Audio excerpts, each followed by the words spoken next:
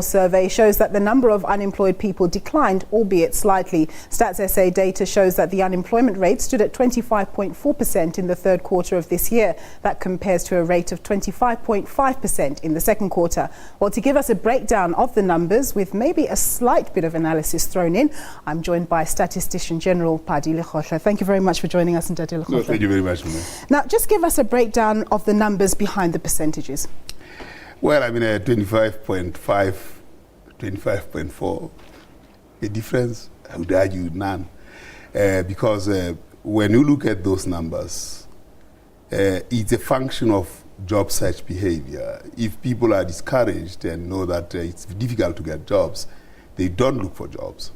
And that adds to a possible decline in unemployment, not necessarily because more people have been employed, especially when the difference is just a point of a percentage point. Yeah. So how many people are officially unemployed in terms of numbers? 5.2 million people are unemployed, and therefore whether you've got 3,000 people or 22,000 more people employed, really in the scheme of things, things look very dim.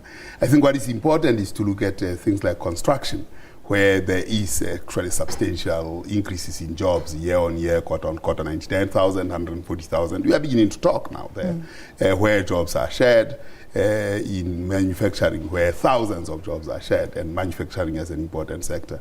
In the report, what we are actually focusing on is long-term unemployment, which in many ways produces and reproduces trouble and difficulties. I mean, there are 1.2 million people who, since 2008, have been looking for jobs, and they have not got jobs. And what proportion of those are the youth? There is a substantial one in that. I mean, these are people 15 to 64, and knowing that unemployment is three-quarters of the unemployed, or the youth are three-quarters of the unemployed.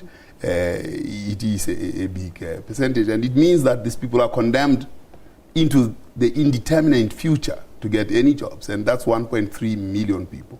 It's not a small number. It's the population of the Northern Cape.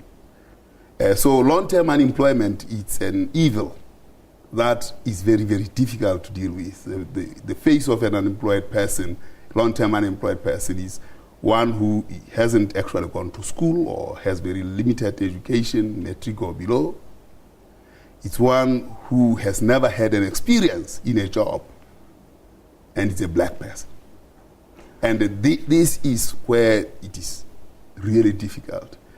And the question is, how does policy address that kind of dilemma? Then there are those who are 1 to 2 years, also there 1.2 million, I think. And so a big number. So long-term unemployment for 1 to 5 years, it's about 2 million in the 5 million people unemployed. And these 2 million are more likely not to be employed.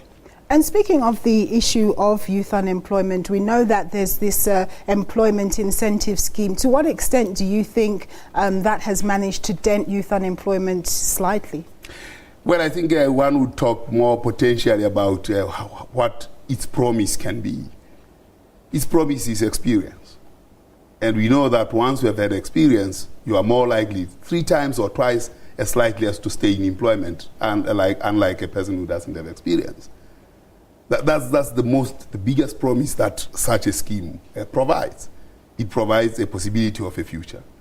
Now, whether it has dented unemployment, though unemployment is still high, 25.4%, down from 25.5%, down from where it was in 2008, where it was very high.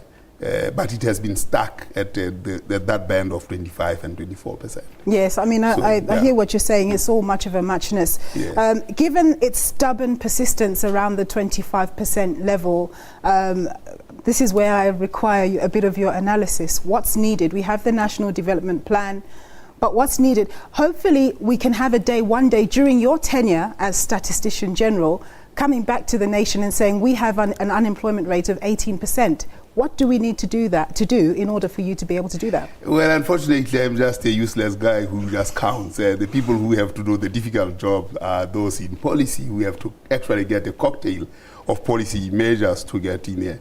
But what we have to provide is a set of numbers that directs them in the direction in which or provides a direction in which they can search for answers in this myriad of problems. One of those is education.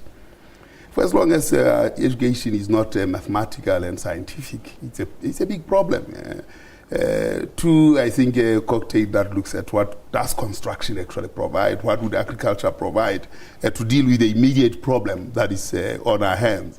But then long term, what will be the solution to children who are yet unborn so that they can actually invade and capture and conquer the world of science. Right, okay, that's where we're going to have to leave it. Thank you very much for joining us. Fine, thank you very much. That was the Statistician General, Pali Lehohla, speaking to us on the unemployment stats.